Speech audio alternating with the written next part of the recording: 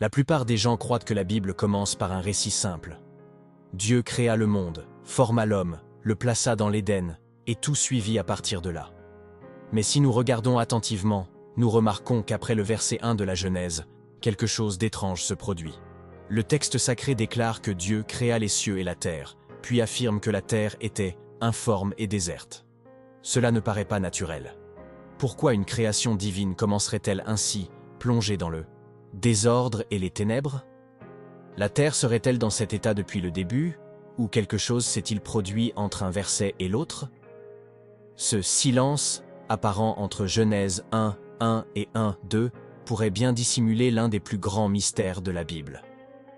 Analysons cela plus en profondeur. La phrase « la terre était informe et déserte » peut sembler simple, mais elle porte en elle une signification bien plus profonde dans l'hébreu original. Les mots employés là sont « tohu vabohu » qui indiquent quelque chose de chaotique, de désolé, comme s'il avait déjà été détruit. En d'autres termes, il ne s'agit pas simplement d'une matière brute en train d'être façonnée, mais de quelque chose qui avait déjà été ruiné. L'idée que Dieu créerait quelque chose dans un état de chaos défie la logique de la perfection divine. Cela a amené de nombreux chercheurs à conclure que ce chaos n'était pas le commencement de la création, mais plutôt le résultat d'une destruction antérieure. Quelque chose s'est produit, et cela a été si frappant que cela a laissé la Terre méconnaissable. C'est à cette idée que l'on donne le nom de théorie de l'intervalle, ou gap theory en anglais. Cette théorie suggère qu'il y eut une ère pré-adamique, une période non détaillée dans les Écritures, mais que celle-ci la laisse deviner. Pendant cet intervalle de temps, avant Adam et Ève, la planète existait déjà, peut-être habitée par des êtres spirituels, ou même par une forme de vie inconnue. Mais quelque chose s'est produit, une rébellion, un jugement ou un événement cosmique de grande proportion, et cette création fut dévastée. Ce que nous voyons en Genèse 1:2 serait donc le résultat d'un monde ruiné, sur le point d'être restauré par Dieu. La création d'Adam, dans ce contexte, constituerait une nouvelle phase, non le commencement absolu de tout. La Bible elle-même nous donne des indices qu'un événement grandiose s'est produit avant la création de l'homme. Dans Job 38, Dieu interroge Job en lui demandant « Où étais-tu quand je fondais la terre ? Quand les étoiles du matin chantaient ensemble et que tous les fils de Dieu poussaient des cris de joie ?» Ici, nous voyons qu'il existait déjà des êtres conscients, les appelés « fils de Dieu », lors de la fondation de la terre. Cela signifie qu'un ordre céleste antérieur existait déjà, accompagnant la formation du monde physique. Ces fils de Dieu sont souvent interprétés comme des anges ou des êtres célestes. S'ils étaient présents avant la création d'Adam, que faisaient-ils là? Quel était leur dessein? Et pourquoi cette réalité antérieure a-t-elle été oubliée? Pour mieux comprendre ce mystère, il nous faut également considérer ce que la Bible dit de la chute de Lucifer. Dans Ésaïe 14 et Ézéchiel 28, nous trouvons des descriptions d'un être céleste exalté, rempli de sagesse et d'éclat, qui se rebella contre Dieu par orgueil. Il est appelé « étoile du matin » et déclare en son fort intérieur « J'irai jusqu'au ciel, j'élèverai mon trône au-dessus des étoiles de Dieu, je serai semblable au Très-Haut. » Cette rébellion n'est pas traitée comme un événement survenu après la création de l'homme, mais comme ayant eu lieu à une époque antérieure. Cela renforce l'idée qu'il existait une réalité spirituelle active avant l'Éden, et que cette rébellion eut des conséquences profondes sur le cosmos, y compris sur la Terre. Si cette chute s'est produite avant Genèse 1:2, il est possible que l'état chaotique de la Terre reflète précisément cet événement. Le jugement de Dieu sur la rébellion de Lucifer aurait engendré une destruction si intense que la Terre fut plongée dans le désordre, devenue informe et déserte, enveloppée de ténèbres. Cela expliquerait pourquoi la création que nous voyons à partir du verset 3 ressemble davantage à une restauration qu'à une création originale. Dieu ne recommençait pas à zéro, mais mettait de l'ordre dans ce qui avait été corrompu. Cette lecture change complètement notre compréhension du commencement de la Bible et révèle qu'il se passe beaucoup plus en coulisses qu'on ne l'imagine. La phrase « que la lumière soit » ne serait donc pas le début de la création en soi, mais le commencement de la reconstruction d'un monde ébranlé. Cela s'aligne avec la nature de Dieu. Restaurer, racheter, transformer ce qui a été endommagé. Il est intéressant de constater que le soleil, la lune et les étoiles ne sont mentionnés qu'au 4e jour. Alors, Quelle était cette lumière au commencement? Beaucoup croient qu'il s'agissait de la lumière de la présence divine, apparaissant sur un monde sombre et fragmenté. La lumière ne venait pas seulement pour illuminer, mais pour déclarer « Le plan de Dieu n'est pas terminé ». Même après la destruction, il était prêt à recommencer. Cela nous enseigne quelque chose de profond sur le caractère du Créateur. Il existe également des indices extérieurs à la Bible qui soutiennent cette théorie. Des découvertes archéologiques, des structures mégalithiques inexplicables, des fossiles de créatures qui ne correspondent pas à la narration post-adamique. Tout cela alimente la possibilité d'une ère préhumaine, inconnue et mystérieuse. Certains chercheurs suggèrent que la science et la foi ne sont pas en conflit, mais que la science pourrait être en train de déceler les vestiges de cette création antérieure. Ce que nous appelons mystères anciens ne seraient peut-être que des fragments d'un monde qui exista entre les deux premiers versets de la Bible, et qui fut effacé, ou plutôt jugé, avant le nouveau départ avec Adam. Cette compréhension clarifie également pourquoi l'ennemi apparaît déjà actif dès les premiers chapitres de la Genèse. Dans Genèse 3, nous voyons le serpent trompant Ève dans le jardin. Mais, d'où vient-il? Quand est-il tombé? Pourquoi est-il déjà là, opérant avec tant de ruse? Si la chute de Lucifer avait eu lieu après la création de l'homme, cela nécessiterait un intervalle de temps extrêmement court pour qu'une corruption d'une telle ampleur se produise. Mais si la rébellion céleste s'est déroulée avant la création d'Adam, comme le propose la théorie de l'intervalle, alors tout prend sens. Le serpent était déjà un ennemi ancien, expérimenté, et son plan était déjà en marche bien avant l'existence de l'humanité. Il y a encore un détail curieux dans l'hébreu de Genèse 1-2. Le terme traduit par ténèbres est choshek, qui ne signifie pas seulement l'absence de lumière, mais des ténèbres profondes, denses, spirituelles. Dans plusieurs passages bibliques, ce mot est associé au jugement, à la présence du mal, à l'éloignement de la gloire de Dieu. Cela nous amène à comprendre que l'obscurité mentionnée dans ce verset n'était pas seulement physique, elle était spirituellement contaminée. Le monde n'était pas seulement sombre, il était imprégné d'une présence ténébreuse et jugée. Et encore une fois, cela suggère qu'un événement d'ampleur cosmique s'était produit. La création n'a pas commencé dans la lumière, elle a commencé en ruine. Tout au long des Écritures, Dieu agit toujours de manière restauratrice. Quand Israël tombe, il envoie des prophètes. Quand le temple est détruit, il annonce sa reconstruction. Quand l'humanité s'éloigne de lui, il offre la rédemption. Cela montre que la nature de Dieu est de rebâtir là où il y a eu ruine. Genèse 1:3 peut être lu sous cet angle. Et Dieu dit que la lumière soit, tel un décret, de restauration, une proclamation d'espoir sur un monde meurtri. Cette perspective change radicalement le ton du récit. Ce n'est pas seulement une description poétique de la création, c'est l'annonce du plan divin entrant à nouveau en action, après une chute primordiale. Et voici la partie la plus intrigante. Si une création antérieure a existé, qui en faisait partie? Qui habitait sur cette terre avant l'homme? Certains suggèrent qu'il s'agissait uniquement d'êtres spirituels. D'autres, plus audacieux, évoquent une race pré-adamique, peut-être liée au Fils de Dieu, mentionné dans divers passages bibliques. Certains vont même jusqu'à penser que les fameux géants de Genèse 6:4, appelés les Néphilim, seraient les descendants d'êtres de cette ère antérieure. Ce sont certes des théories, mais toutes se fondent sur des textes et des schémas bibliques. Et toutes pointent vers une réalité. Il existe davantage de mystères dans les cieux et sur la terre que notre théologie n'ose habituellement admettre. Un point qui ne peut être ignoré est la connexion entre l'abîme cité en Genèse 1-2 et d'autres passages bibliques. Le mot hébreu employé là est théom, qui décrit des profondeurs aqueuses chaotiques associées au jugement et à l'emprisonnement spirituel. Par exemple, dans Apocalypse 20:1-3, l'abîme est mentionné comme le lieu où Satan sera enfermé pour 1000 ans. Cela suggère que l'abîme n'est pas seulement un espace géographique, mais une dimension liée au châtiment divin. Lorsque la Genèse dit que les ténèbres étaient sur la face de l'abîme, il ne s'agit pas d'un simple détail poétique, c'est une indication que la planète était enveloppée d'une présence sombre et jugée. Avec tout cela en tête, on peut imaginer la Terre non pas comme un lieu créé ex nihilo, mais comme un décor post-bataille. Une planète dévastée, étouffée par une atmosphère dense, sans lumière, plongée dans le jugement.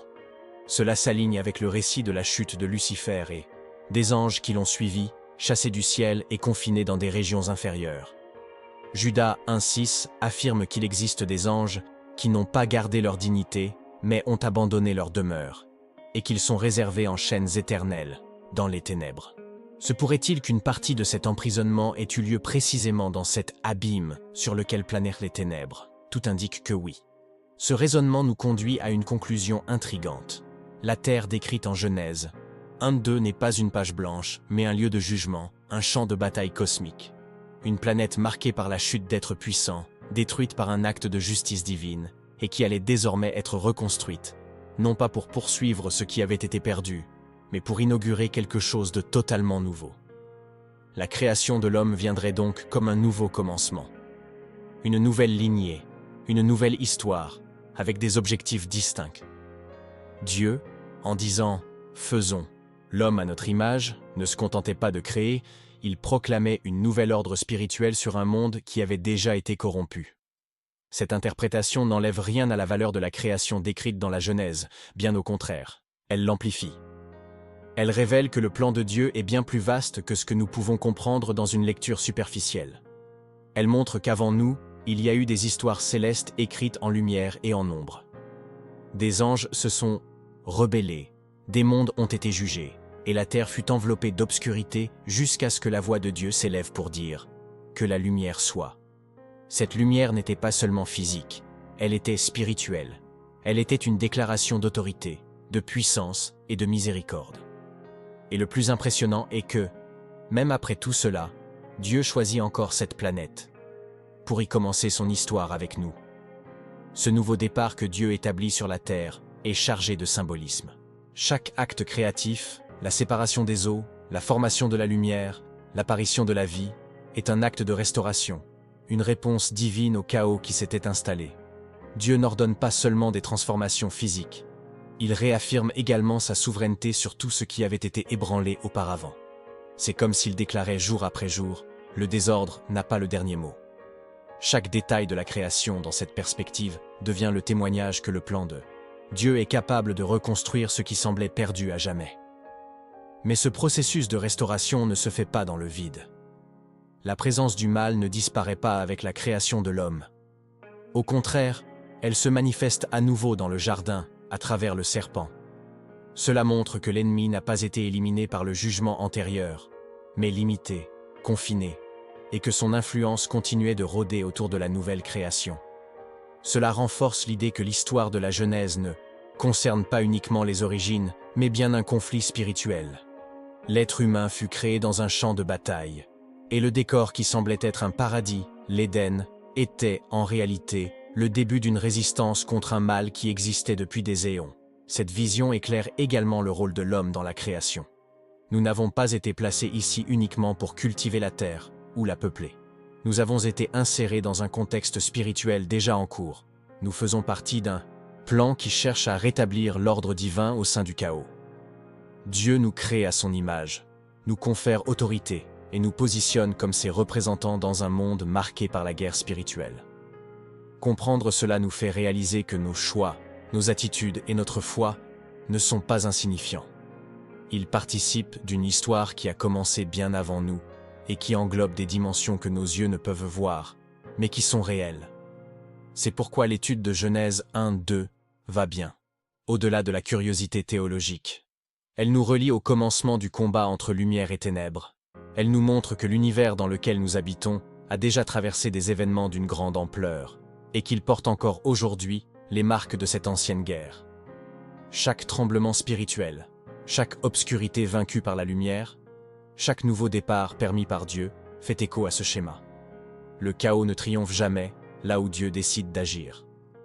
S'il a transformé une planète détruite en un monde regorgeant de vie, imaginez ce qu'il peut accomplir dans votre histoire personnelle. Rien n'est réellement perdu lorsque Dieu décide de recommencer. Il y a encore un élément souvent négligé dans cette discussion, le silence intentionnel de la Bible sur les détails de cet intervalle. Cela n'implique pas une absence d'information, mais plutôt une invitation à la recherche. Dieu, dans sa sagesse, a disséminé des indices dans divers livres, tels que Job, Ésaïe, Ézéchiel, Judas et Apocalypse. Ces fragments, mis bout à bout, forment une image surprenante de ce qui a pu se passer avant la création d'Adam. C'est comme si le Saint-Esprit désirait que ceux qui ont une réelle soif de vérité aillent au-delà de la surface et cherchent à comprendre les secrets cachés depuis la fondation du monde. La révélation n'est pas absente, elle est codée. Par exemple, dans 2 Pierre 3, 5, 7, nous trouvons une référence à un ancien monde qui périt par les eaux. Beaucoup y voient une allusion au déluge de Noé, mais certains chercheurs y discernent un parallèle avec le jugement antérieur à Genèse 1, 3. Le texte parle de cieux qui existaient dès l'Antiquité et d'une terre formée d'eau au milieu de l'eau qui fut ensuite détruite. Cela soulève une question. Pierre faisait-il référence à une catastrophe antérieure au déluge de Noé? Citait-il un jugement divin qui s'inscrit justement entre Genèse 1, 1 et 1, 2? Le cas échéant, ce serait une pièce importante de ce puzzle spirituel. Judas, frère de Jacques, mentionne également des anges qui ont abandonné leur état originel et ont été précipités dans les ténèbres, réservées pour le jugement. Cette description cadre parfaitement avec l'idée d'une rébellion antérieure à la création de l'homme. Ces êtres ne sont pas simplement des anges ayant péché au fil de l'histoire humaine, ce sont des entités qui ont participé à une transgression bien plus ancienne et sévère. La punition, selon le texte, a déjà été appliquée et ils demeurent emprisonnés. Cela signifie qu'il existe des êtres spirituels confinés depuis avant l'origine de la civilisation humaine.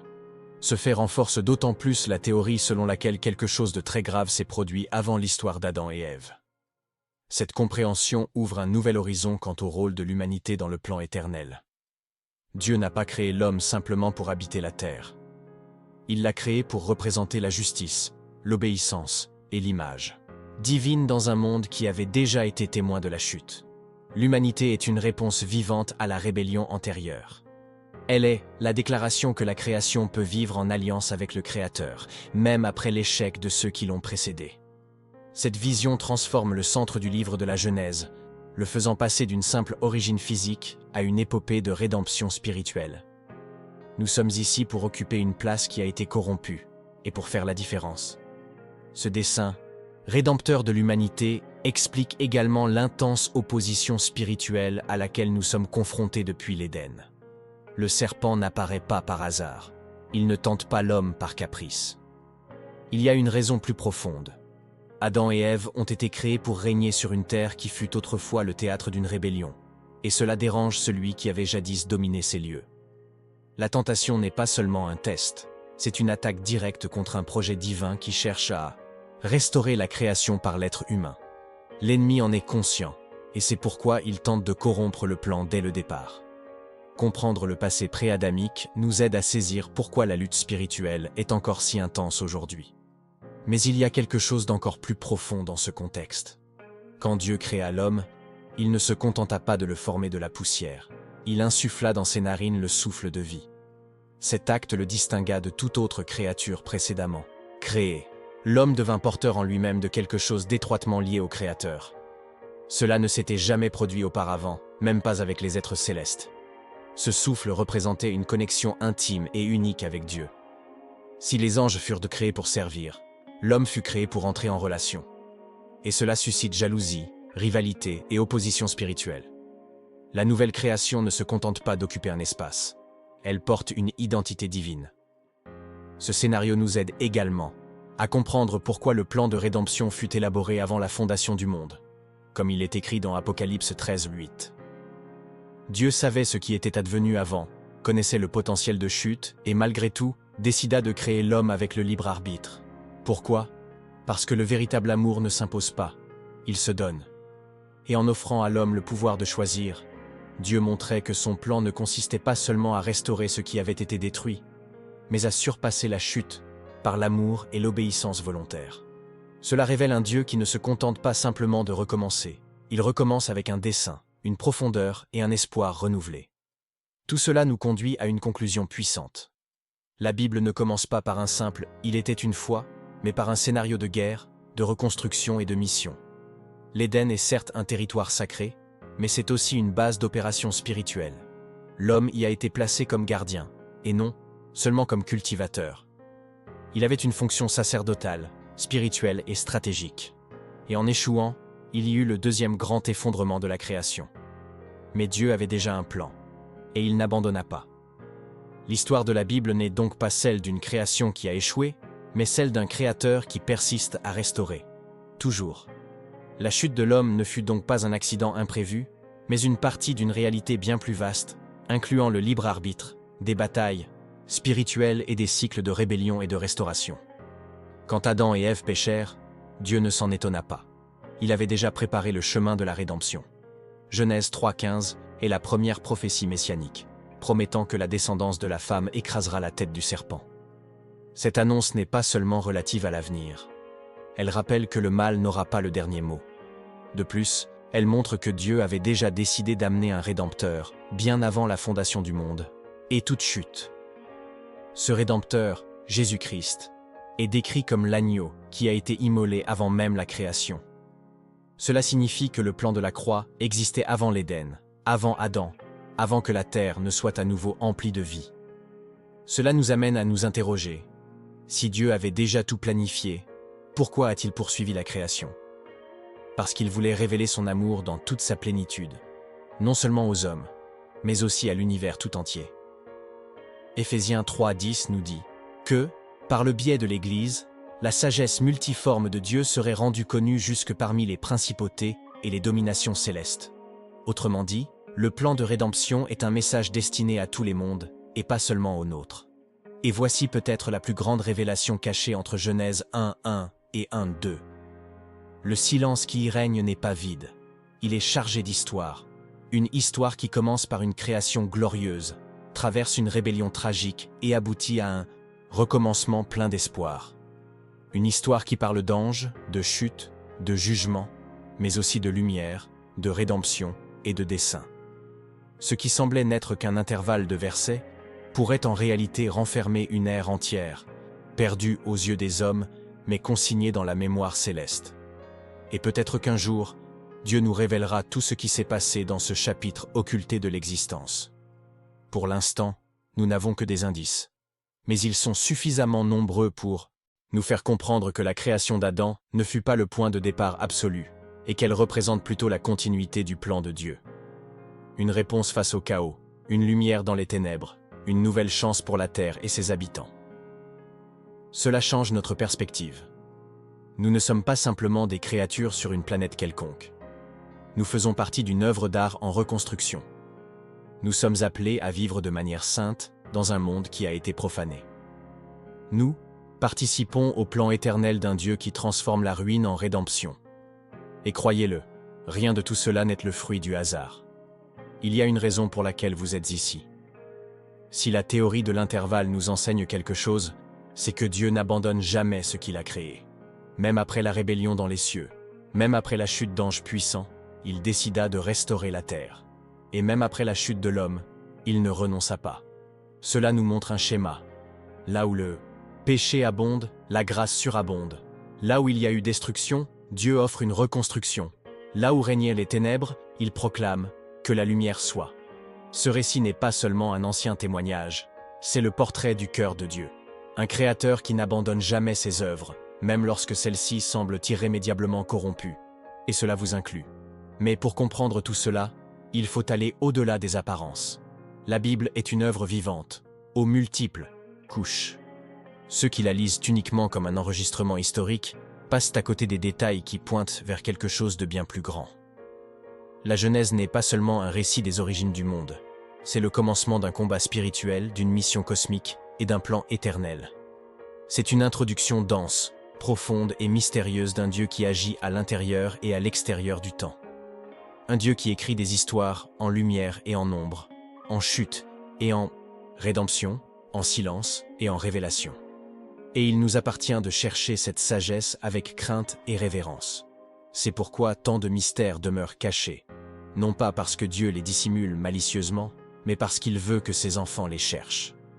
Proverbe 25:2 dit « La gloire de Dieu est de cacher les choses, et la gloire des rois, de sonder les choses. » Il y a de l'honneur dans la recherche, un dessein dans le questionnement. Lorsque vous vous penchez sur la Genèse et commencez à voir au-delà de l'évidence, vous participez à un voyage spirituel, une investigation sacrée. Et peut-être, au fil de votre progression, réaliserez-vous que bien des réponses ne se trouvent pas dans des livres ou des traditions, mais dans l'intimité avec le Saint-Esprit, qui nous conduit à toute vérité. Ainsi, le silence entre Genèse 1:1 et 1:2 ne doit pas être craint ou ignoré.